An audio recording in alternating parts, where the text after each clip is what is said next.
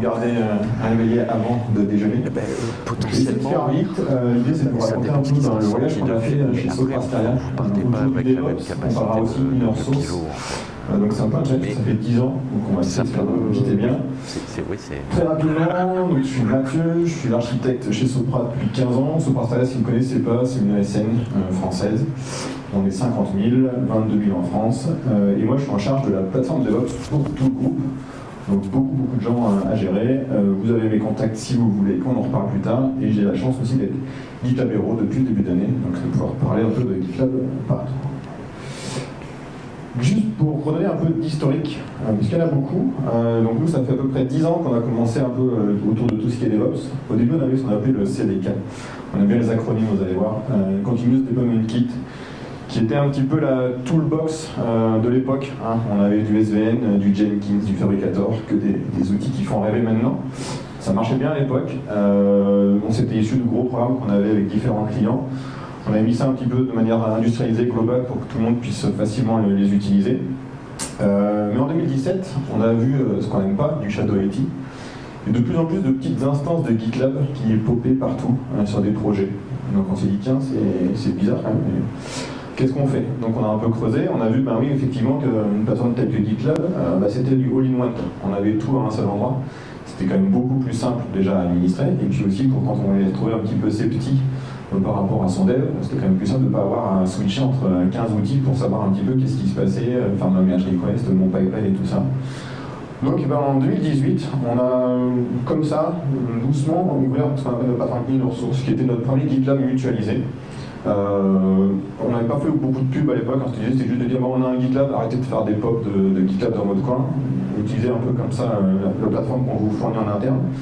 Et puis on a vu que bon, ça a vite pris.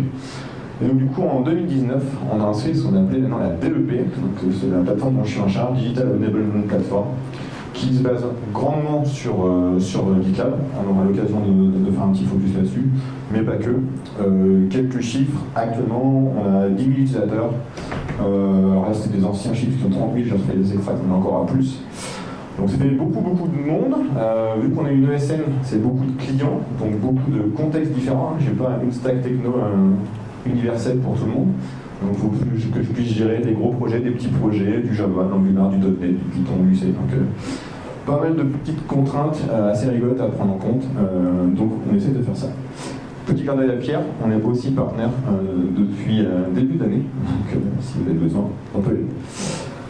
Donc, focus un peu sur notre plateforme GitLab. Ça, c'est nos instances. Alors, pourquoi on a plusieurs instances? On a une instance qui est hébergée sur Azure, qui est la plus grosse, inner source, là où on a à peu près 8000 utilisateurs. Mais on a sa petite sœur qui est hébergée chez nous, on-prem. Pourquoi ça? Parce qu'on a quand même pas mal de clients du secteur public qui, pour l'instant, n'aiment pas trop le cloud. Donc, on essaie de leur faire comprendre que c'est bien quand même, mais pour l'instant, ils disent non, pas de cloud, c'est dangereux, c'est le mal, tout ça. Donc à chaque fois pour tous nos assets, on a à chaque fois la grande sœur qui est plutôt hébergée sur le cloud public pour qu'on puisse scaler, parce qu'on a de plus en plus de projets d'utilisateurs, donc il faut qu'on puisse grossir. Mais la petite sœur sur nos infrastructures internes Soprasteria pour pouvoir gérer ces projets un peu plus compliqués. On est très incorporé avec Azure, on a d'Azure Stack en interne. Et après, avec tout ce qui est OpenShift, pour tout ce qui est pipeline, exécution des pipelines, et puis exécution des workloads de dev et de test de nos projets. L'idée, c'est que c'est tout en self-service. Donc, quand vous êtes chez Soprasteria, vous avez juste à vous connecter au portail, vous cliquez, vous avez une instance, c'est magique, il n'y a pas besoin de 12 IT requests pour avoir le moindre truc. L'idée, c'est que ça puisse, on en parlait dans plein de discussions, il faut que ça soit rapide, efficace et simple, parce que si vous voulez que les gens essayent, s'il faut 3 mois avant qu'ils aient un espace, ils ont envie de s'en passer à autre chose. Je me suis amusé à faire des extracts de métriques. Alors, je n'ai pas regardé derrière exactement comment c'était calculé, il faudra que je creuse un peu. On a 4 millions de pipelines, 500 000 merge requests, 70 000 projets évalués sur GitLab. Bon, le dernier, je pense que j'ai un petit peu de ménage à faire. Je pense que j'ai quelques personnes qui ont oublié de faire du ménage après leur projet. Mais bon, voilà, c'est pour vous dire un petit peu que c'est une plateforme un peu costaud. Donc c'est hébergé sur Azure. C'est un gros cluster avec 3 nœuds pour vraiment s'assurer. En moyenne, on a entre 200 et 300 jobs qui s'exécutent en parallèle niveau pipeline. Donc on a un gros pool de shared runners pour qu'on puisse répondre aux besoins des projets et qu'ils n'aient pas à s'en préoccuper. Ça, c'est la carte d'identité de tout ce qu'on propose via notre plateforme. Alors, on n'a que 20 minutes, donc je ne vais pas vous faire la torture de rentrer dans tous les détails. Ce qui peut être intéressant, c'est qu'on part vraiment du sol au plafond. On essaie d'accompagner le voyage DevOps autour de tout ce qui est cloud, de tout ce qui est CI/CD, etc. Typiquement, DevOps Launchpad, c'est un des petits derniers qu'on a sorti. C'est comment on a plein de projets qui nous disaient ouais, il faut qu'on aille sur le cloud, tout le monde nous dit d'aller sur le cloud, mais on n'a pas de compétences, on va faire des bêtises, comment on fait? Avec Launchpad, c'est un petit outil qu'on a fait, en gros c'est du Terraform et de Ansible, on utilise quand même globalement des outils du marché, mais en gros on donne un fichier de config, on dit je veux une VM, je veux un Postgre managé, je veux un AKS, on dit juste dans un fichier config, on met ça dans Launchpad, et Launchpad il se débrouille pour tout popper sur Azure. AWS va arriver bientôt. Et c'est surtout qu'il fait des Project Foundation, ce qu'on appelle Project Foundation, c'est en gros toutes les règles, les bonnes règles de pratique en termes de sécurité, de monitoring, c'est-à-dire qu'on s'assure que la VM n'est pas exposée en public IP avec tout le monde, qu'il y a un minimum de sécurité dessus, que les secrets ne sont pas en clair, donc il y a un vault, etc. Donc vraiment comment accompagner les projets pour qu'ils se sentent sereins quand ils doivent utiliser le cloud, qu'ils apprennent les bonnes pratiques, etc. Après, c'est toute notre partie plateforme. Project Booster, je ferai un petit focus, parce que c'est notre dernier bébé, on en est très fiers. Ce qui est intéressant, c'est qu'évidemment, on se base sur tout ce qui est feature de GitLab, donc les project templates, pour pouvoir donner des structures de projet par défaut, dans la majorité des langages qu'on doit supporter. Tout ce qui est CI library, donc c'est tous les jobs, donc on a une grosse bibliothèque de jobs, où les projets peuvent piocher dedans, pour dire, moi je veux faire du sonar, je veux faire des contrôles de sécu, je veux tout ça. Et après, vu que tout est as code, on s'est dit pourquoi on ne fait pas aussi notre workstation as code. Donc workstation as code, en gros, on a un fichier descriptif qui nous dit j'ai besoin de IntelliJ, j'ai besoin de Docker, j'ai besoin de whatever outil en local pour faire du développement. Je le fais en as code. Au niveau de mon projet, c'est versionné en même temps que mon projet. Donc comme ça, si jamais ça évolue, parce que mon projet évolue, on l'a avec le code. Je redescends la config, je lance l'outil. Automatiquement, il va installer et configurer tous les outils dont j'ai besoin sur mon laptop. Déjà pour le tech lead, il est content parce que ça dit que tous ces développeurs fassent n'importe quoi avec leur poste de dev. Bon, ils font quand même n'importe quoi, je sais pas pourquoi, mais quoi qu'on fasse, ils diraient. Mais en tout cas, ça a aidé un petit peu à donner un peu de structure au poste de dev, s'assurer que tout le monde utilise à peu près les mêmes outils, les mêmes versions, les mêmes config, etc. Et puis au-dessus, on a la marketplace, j'y reviendrai par rapport à tout ce qu'on fait autour de leader source. Et les plateformes statut, c'est comme toutes les grosses plateformes, on est obligé d'avoir un peu une plateforme de savoir si tout se passe bien, pour donner la visibilité à nos utilisateurs si on a des couacs en cours par rapport à tout ça.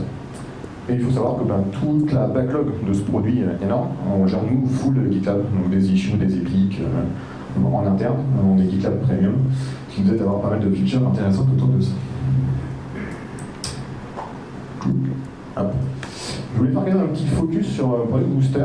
En fait, c'est un outil qu'on a créé, nous, maison. C'est un petit IHM assez simple, très user-friendly. On espère qu'en les retours sont plutôt bons pour créer un projet, mais pas que, assez facilement, en se basant sur tout ce que je vous ai présenté au préalable. C'est-à-dire que j'ai 3-4 pages à remplir dans mon formulaire. Je veux faire du Java, je veux faire des microservices avec deux back-end Java, un front Angular. Je veux un pipeline avec plein de jobs parce que je veux être hyper à la pointe niveau sécurité et tout ça. On fait tout depuis l'IHM, on lance le Launchpad, le Booster, et automatiquement ça fait tout magique. C'est-à-dire qu'en moins de 10 minutes, vous avez un projet qui est instancié dans GitLab avec les bonnes pratiques qu'on veut influencer niveau groupe, donc en termes de structuration, d'outillage, etc. Avec un pipeline GitLab CI complet, il y a en gros une quinzaine de jobs par défaut qu'on active, aussi bien sur du linter que du build, que du test, que du contrôle de sécurité, que du déploiement de software. L'idée c'est vraiment de pousser le maximum de bonnes pratiques au niveau du projet. Ça m'instancie soit mon infrastructure dans Azure, soit mon namespace dans OpenShift en fonction de ma cible de déploiement que j'ai envie. Et en 10 minutes, en gros, je peux commencer à faire mon dev tout en ayant toutes les bonnes pratiques de sécurité de dev que nous, on veut pousser au niveau du groupe. Donc c'est quand même super pratique pour les projets et ils sont assez rassurés. Bon, on va plus loin, c'est qu'on ne veut pas que ça soit juste un init, parce qu'un init de projet, on en fait un tous les 2 ans, potentiellement. Donc on veut que ça soit un peu notre outil central de pilotage de nos développements. Par exemple, pouvoir faire nos upgrades d'infrastructure, nos upgrades de pipeline aussi, d'une manière très visuelle, parce que potentiellement, il y a des gens qui sont un peu frileux à faire du YAML. Bon, ok. Et donc du coup, c'est sûr qu'avoir des petites boulettes vertes et rouges, c'est plutôt sympa pour eux, donc ça les aide là-dessus. L'idée, c'est vraiment d'avoir un cockpit de développement qui se base fortement sur GitLab. D'ailleurs, on se plug à vos API GitLab de partout. Mais pour pouvoir avoir une vision assez rapide, l'idée aussi, c'est si j'ai plusieurs projets à gérer, parce que j'ai un e-tech sur plusieurs projets, j'ai un peu une vision centralisée ici aussi. Dans GitLab, on a la notion de groupe et tout ça, mais il faut basculer d'un groupe à un autre, donc ça peut être des fois un peu plus compliqué. Donc là, au moins, j'ai une IHM où j'ai tout mon suivi qui me sert au quotidien.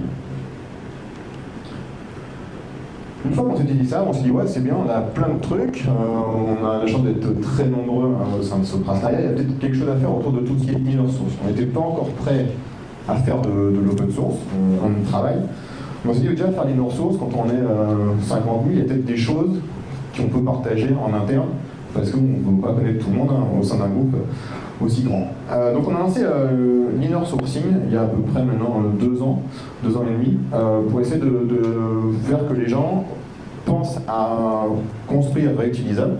Donc c'est un peu le mantra, c'est build to reuse, reuse to build. C'est-à-dire, quand je construis quelque chose, est-ce que je peux le penser réutilisable?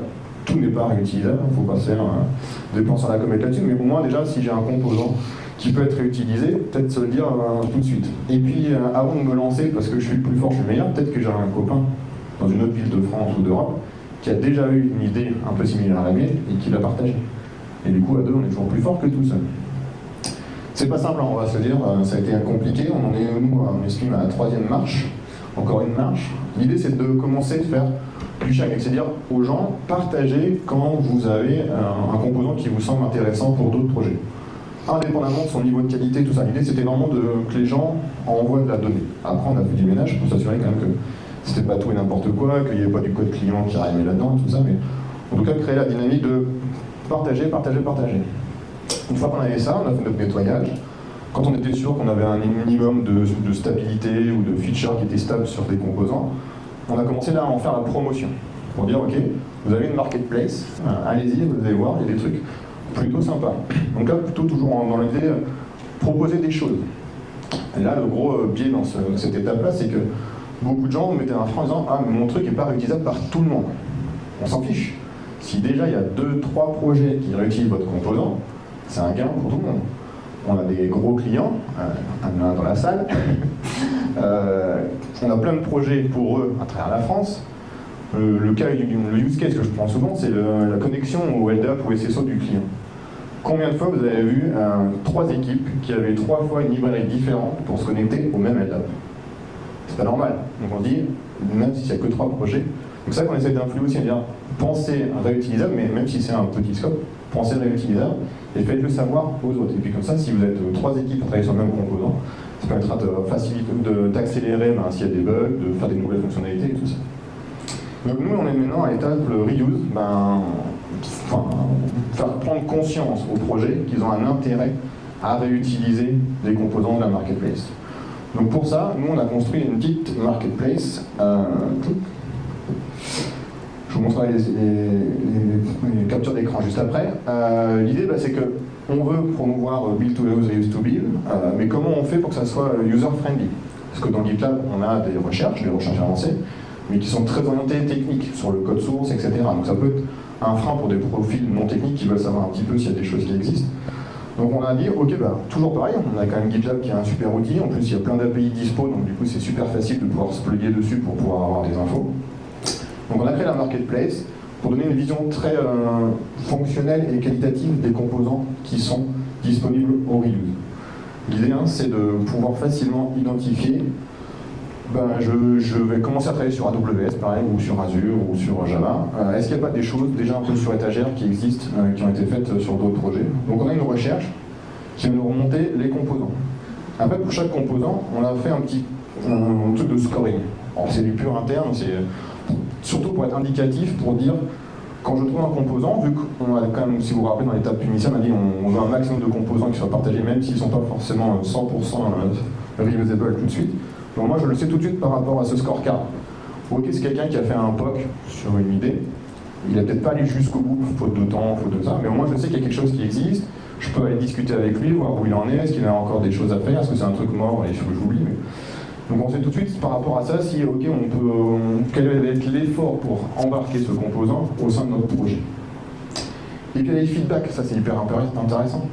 Savoir si un composant a été réutilisé en tant que moi maintainer, tu peux être content de savoir il y a un projet qui l'a réutilisé, ça a bien marché, super. Ça n'a pas marché, c'est important aussi. Parce que du coup, ça va te donner aussi des idées pour aide-moi à contribuer ou attention, il ne faut peut-être pas le réutiliser, ça nous est arrivé. Là actuellement, on a 200 composants dans la marketplace. Vous allez me dire, c'est pas forcément beaucoup pour un groupe de 50 000 personnes, mais c'est un peu de travail pour arriver à collecter tout ça et s'assurer que ça aille. Donc l'idée, c'est vraiment faciliter la recherche, évaluer pour que ça donne de la visibilité à tout le monde, et puis partager. L'idée, c'est qu'un maximum de gens puissent le faire. Donc pourquoi je parle de ça? Parce que évidemment, vu que c'est du GitLab derrière, c'est que GitLab, ça aide beaucoup à ce genre d'initiative d'inner sourcing au sein d'une entreprise, parce que l'outil est quand même bien fait pour déjà bêtement avoir une gestion de code centralisée, donc tout est au même endroit. Via la CI, pouvoir facilement avoir des contrôles de qualité et tout ça, donc on s'assure un petit peu que nos composants sont de bonne qualité, que si on fait des évolutions ou si quelqu'un fait une contribution, il n'a pas tout pété, c'est quand même pratique aussi. Ça facilite grandement la collaboration, les merge requests, les issues, tout ça, c'est quand même tout au même endroit, c'est quand même hyper intéressant. Et puis aussi, certains projets comme nous et d'autres utilisent toute la partie management roadmap de GitLab, donc du coup ça donne la visibilité aussi de un peu ce qui va se passer dans le futur sur chaque composant. Voilà un petit peu pour tout ce que je voulais vous parler. Alors juste pour finir par rapport à nos étapes, là on va accélérer sur la partie 4. Il y a une partie 5 qui est masquée pour moi, c'est vraiment faire de l'open source aussi. Parce que faire des inner source, ça apprend aussi les bonnes pratiques de l'open source. Parce que quand on fait de l'open source, on se dit c'est facile, je mets mon code sur une place publique que je ne citerai pas. C'est bon, c'est fait de l'open source. En tant qu'individu, oui, ça marche. Quand je le fais au nom de mon entreprise, je me prends l'image de mon entreprise aussi avec. Donc si je fais de l'open source avec des composants tout pourris, ils vont se dire cette boîte-là, ils ne savent pas développer, c'est vraiment des branquignoles. Donc il faut faire un peu attention. Donc le fait de faire des inner source, ça nous force déjà à prendre les bonnes pratiques en interne, de savoir vendre son composant, de s'assurer qu'il a le bon niveau de documentation, qu'on explique comment contribuer, que les process de merge request et tout ça sont faits, pour que demain, quand on veut se lancer sur du vrai open source grand public, on soit un petit peu câblé pour, parce que ça ne se fait pas comme ça, du jour au lendemain. Est-ce que je suis dans les temps? On va dire que oui.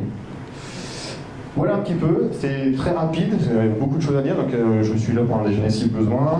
N'hésitez pas à me recontacter. Si l'inner source ça vous intéresse, je regarde Philippe, il y a une super conf au Devox l'an dernier qui a été donnée, si vous voulez aller plus loin là-dessus. Et si vous avez des questions, écoutez, levez la main.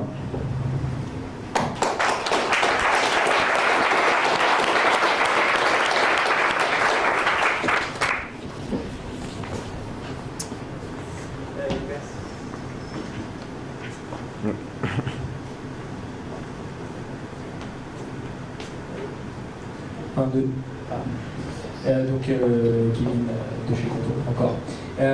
Sur la partie de la gestion des composants, j'ai une question. À partir du moment où les composants sont réutilisés, est-ce que la stratégie c'est aux clients utilisateurs d'aller bumper leur version et faire leur réintégration, ou est-ce que vous avez mis en place une stratégie de on va dire always master, et donc en fait quand vous modifiez un composant, vous allez dans GitLab détecter tous les utilisateurs de ce composant, faire passer des tests de réintégration pour vérifier que vous n'avez pas pété les clients? Pour le moment, on n'a pas trop cette vision. On n'a pas trouvé facilement comment faire, parce que il y a les forks, mais les forks, c'est-à-dire que potentiellement le projet il a modifié le composant, donc du coup la version est à sa main. On a les downloads de binaire, mais est-ce qu'il a téléchargé pour tester ou pas? Donc, pour l'instant, c'est plutôt à la main des projets. Nous, ils sont informés à la marketplace qu'il y a une nouvelle version, donc à eux de faire le grade s'ils le veulent. Mais pour l'instant, on n'a pas trouvé de manière simple de pouvoir dire ok, attention, de faire du push d'infos plutôt que du pull.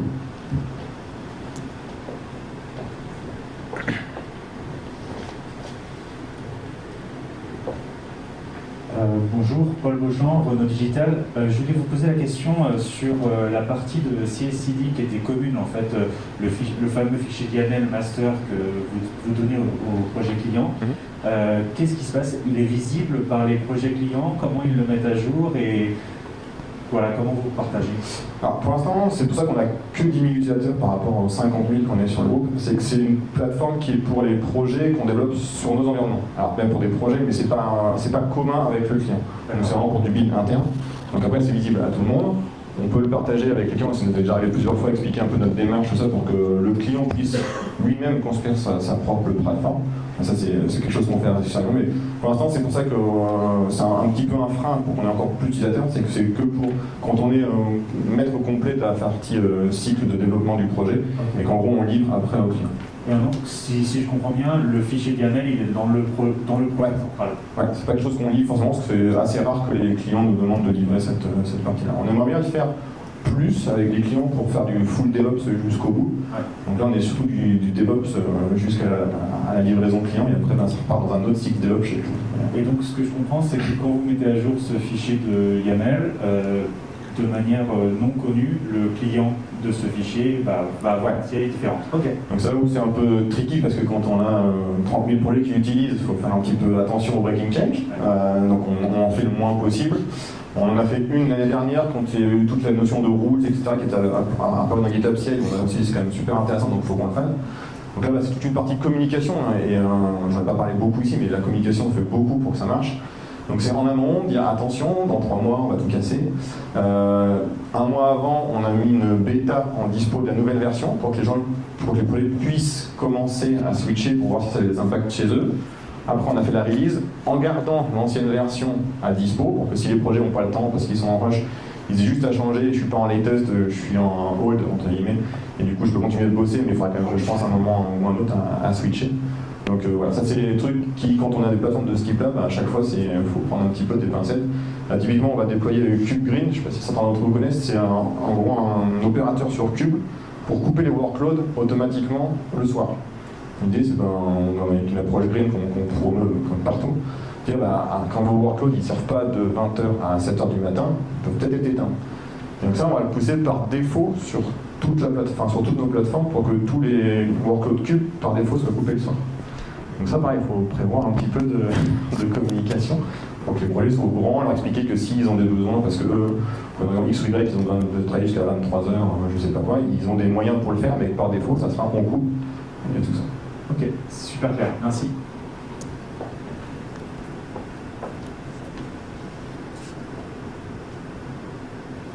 Allez, on va parler manger.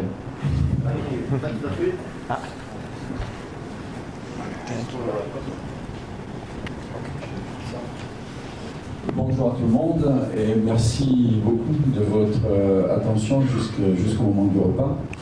Je ne sais pas, vous, comment vous vous sentez après cette matinée? Moi, je suis ravi. Je suis ravi parce qu'avec les différents intervenants, que ce soit nos partenaires, Soprasteria, Devoteam, que ce soit les entreprises, Conto ou SNCF, entreprises moyennes, entreprises très larges, ce que j'ai entendu ce matin, au-delà d'un vrai, bon, fort savoir-faire technologique, c'est beaucoup de passion, c'est beaucoup d'innovation à travers la plateforme technologique. Et il n'y a rien de mieux pour quelqu'un comme moi qui dirige des équipes commerciales de voir que ce que les équipes ont vendu sert à de l'innovation, sert à améliorer les processus, sert à faire gagner de la productivité et donc de l'argent aux clients. On voit cette matérialisation. Et je vous remercie de nous avoir, à travers vos questions, les dernières de Renaud, illustré un petit peu la puissance de la plateforme. L'autre chose que je voudrais dire, c'est que chez GitLab, ça a été dit ce matin, nous sommes environ 2000 personnes, un chiffre d'affaires de 1,5 milliard de dollars en run rate, donc c'est une société solide, et nous ne faisons que ça. Nous ne faisons que du DevSecOps, ou du DevSec et du SecOps, comme j'ai vu ce matin sur certains slides. Nous ne faisons que ça. Nous sommes cloud agnostique. Vous avez vu que ça tourne parfois sur du Azure, c'est pas ce qu'on préfère. Ça tourne sur d'autres qui nous semblent un peu plus proches de notre manière de penser, la manière open source. Je vais revenir une seconde là-dessus. Mais notre métier, c'est le DevSecOps. Et c'est ce à quoi tendent tous nos efforts, toutes nos activités. Nos développeurs ne travaillent que là-dessus. Et donc, quand vous allez sur des solutions GitLab, vous allez vers une solution qui est destinée à vous aider et qui n'est pas destinée à vous rendre complètement locked-in, puisque ce matin on a beaucoup parlé le franglais quand même. Alors, moi j'essaie en français de rester sur le français. Il y a beaucoup de locked-in qui est souvent le résultat de la vente de certains de nos concurrents. Donc quand vous allez sur GitLab, vous restez totalement maître de votre outil de développement et votre usine logicielle va travailler, va fonctionner sur une plateforme dont vous avez toujours le contrôle. Je voudrais insister là-dessus. GitLab est issu d'un projet open source. Et tout ce que nous faisons au quotidien est drivé par des valeurs qui sont issues à la fois d'open source, des valeurs de transparence, des valeurs de collaboration, des valeurs d'itération, ou de notre métier plus particulier du DevOps, l'itération en étant un. Nous avons, au-delà du produit sur lequel nous travaillons et sur lequel nous engageons tous nos ingénieurs, nous avons aussi une manière de penser qui est que demain, nous devrons être encore meilleurs qu'aujourd'hui et que si nous ne l'étions pas, du fait que c'est d'une origine open source, vous pourriez toujours revenir à un contrôle de votre plateforme sans avoir besoin de nous. Donc la garantie qu'on peut vous donner, c'est que tous les jours on va être meilleur que la veille.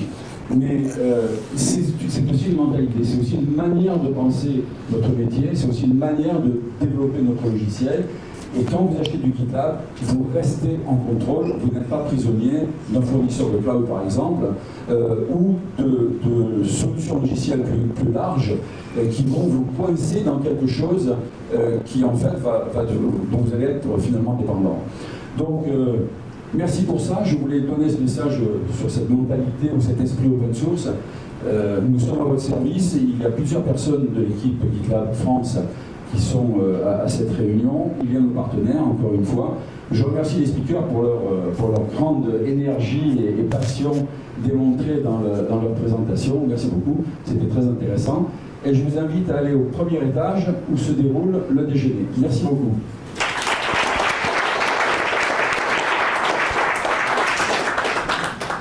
Gentil, le monsieur.